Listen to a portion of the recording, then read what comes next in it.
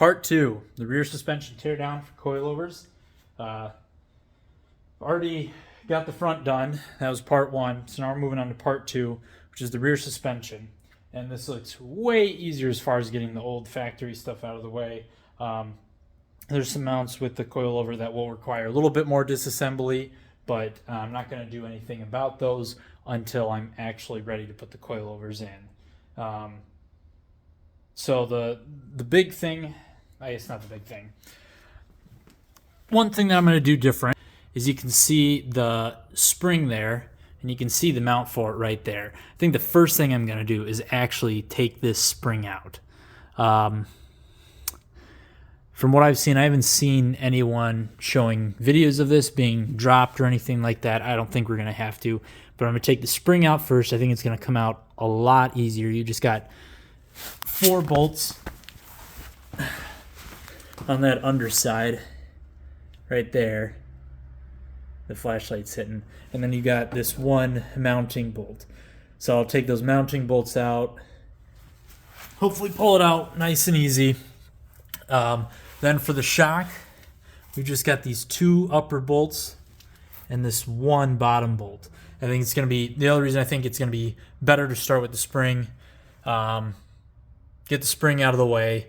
I can jack this side up or put a jack up underneath it, take the top mounts out, let it drop, and then take this bottom mount out. So I'm hoping that's going to work out well for me. I'll start on this side. I'm going to videotape this side. I'm only going to videotape the other side if I really do something different. But I'll videotape or do a time lapse of this side so you guys can see kind of what I'm going through to do this.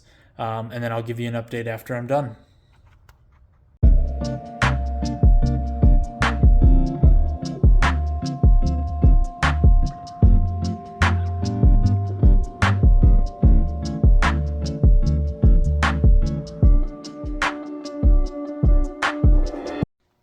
Alright guys, so finished up removing the rear suspension. See, there's a spring. There's only a little bit of time lapse to get a little late, and I didn't have the time, or I guess I was a little worried how long it was going to take because I ran into a bit of an issue, which I'll go over here, with the rear spring, and I wanted to get it done. I needed to get it done that night. So this is actually a couple days later now. But I wanted to show you guys what my issue was specifically with that. The shocks, it was as easy as can be. You guys saw that. I'll explain it again here quick. You got these 2 bolts right there that holds the top of the shock in, and then you've got a bottom bolt down there. And I mean, the thing, they just fall right out. So there's no issues there whatsoever with those. But for the spring,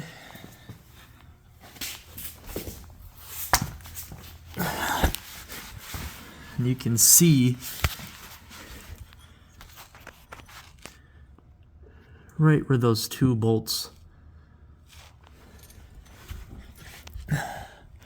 sorry, those are the plates, but you can see there's a bolt here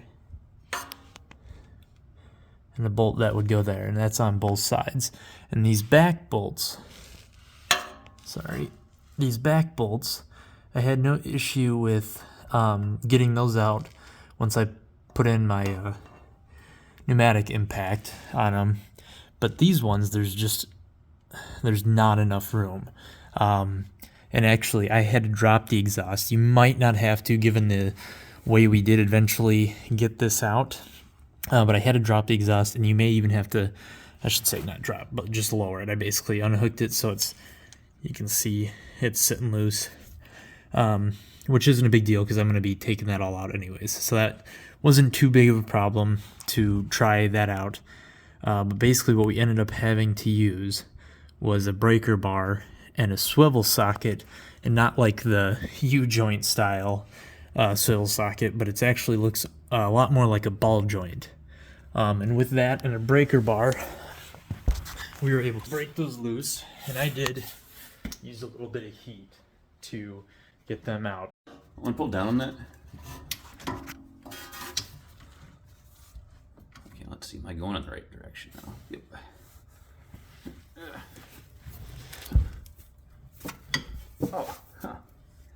There we go. Yeah. Want to get a ratchet now? But that's the rear suspension. It was a lot simpler than the front suspension, which I believe is going to make, obviously, the second video a lot shorter. But yeah, that's that. Thing I didn't take out, which I really don't see here. Yeah, so the rear suspension doesn't actually even, oh, there it is, the sway bar. So I'll have to take that out if I'm gonna get rid of it. So we'll kind of play that by ear. One of the things I actually plan on doing next, I already talked about testing coilovers, or testing the shocks for the coil. One of the things that I need to do to determine if I'm going to use a sway bar, though, is determine the motion ratio, and that is between the shock and the hub, or I guess technically you want to do the center line of the wheel. So basically I'm going to put the shocks in there without the spring, and then essentially move the shock through its travel at set points that are measured, and determine what that motion ratio difference is between the center line of the wheel and the shock. And once I have that, I can kind of determine whether or not I'm going to want to actually have sway bars or not. So, but that's it for now. I'll do a video on the motion ratio next, and then we'll do some dyno testing on the shocks. Keep the shiny side up.